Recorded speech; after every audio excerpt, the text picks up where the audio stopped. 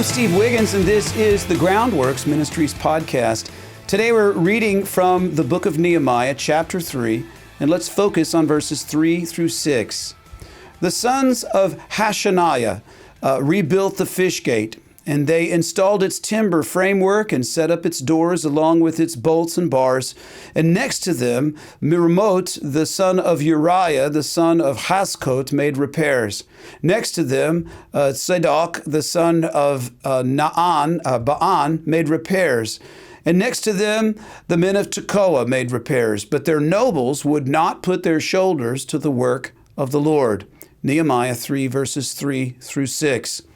Now, I believe, and arguably so, that Jerusalem is the center of the world. And I know that may seem a little mystic to some folks, but I'm not alone in that belief. Israel dominates the news coverage more than any other country in the world. And what is happening in Jerusalem dominates that coverage that's happening in Israel.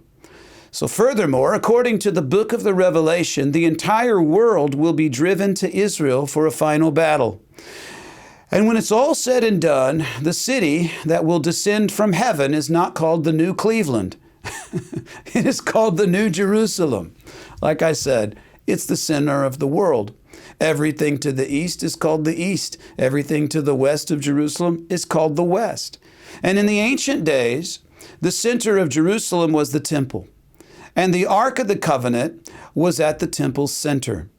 And because of Jerusalem's central position in the world, and because of God's presence in the temple, many theologians consider the names of Jerusalem's gates to be symbolic of how one must enter in to meet with God. And as we consider the rebuilding of Jerusalem's gates, let's focus for a moment on the fish gate, as is mentioned in today's passage. It is considered to represent evangelism. For instance, Luke chapter 5, verse 10. And Jesus said to Simon, "Fear not, for from now on you will be fishers of men." Now, the narrative concerning who was rebuilding and where can be kind of boring, and some of these names are hard to pronounce.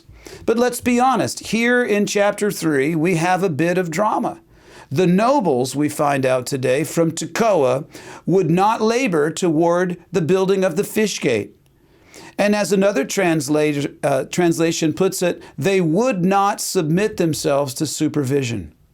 So regardless of the debate concerning the symbolic nature of these gates and their names, nobility, we learn today, does not mix well with evangelism. And here's what I mean. In order to evangelize, we must make ourselves uncomfortable to the point of being servants. We must be willing to risk our images, our dignity, and our reputations even, in order to share the gospel. Evangelism demands that we get out there among the unwashed masses, so to speak. In other words, we must be willing to get a little fishy, to smell a little fishy, in order to catch the fish. And so nobility, by definition, is directly opposed to evangelism. Nobility rejects servanthood. It is preoccupied with what it deserves.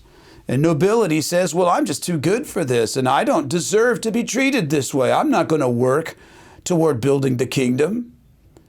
And when you break it down, when you start asking what you deserve means to lessen or to diminish a servant's role. Put simply, nobility cannot and will not evangelize. Are you living out your calling to share the gospel boldly, evangelizing with humility? Or are you paralyzed by your own nobility?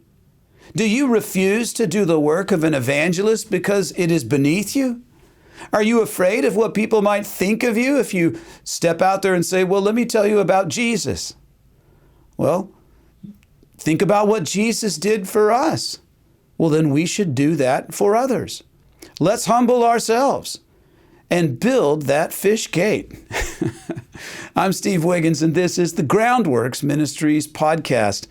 Groundworks Ministries operates entirely through financial donations from faithful people like you. And your giving to Groundworks Ministries transforms lives. You are becoming an active playing an active role in evangelism and in discipleship. Would you consider making a donation to Groundworks Ministries today? Because we need your monthly support now more than ever. We all know the economy that we live in. And we are not afraid because where God guides, God provides. But just know this, God always provides through other people who love the Lord.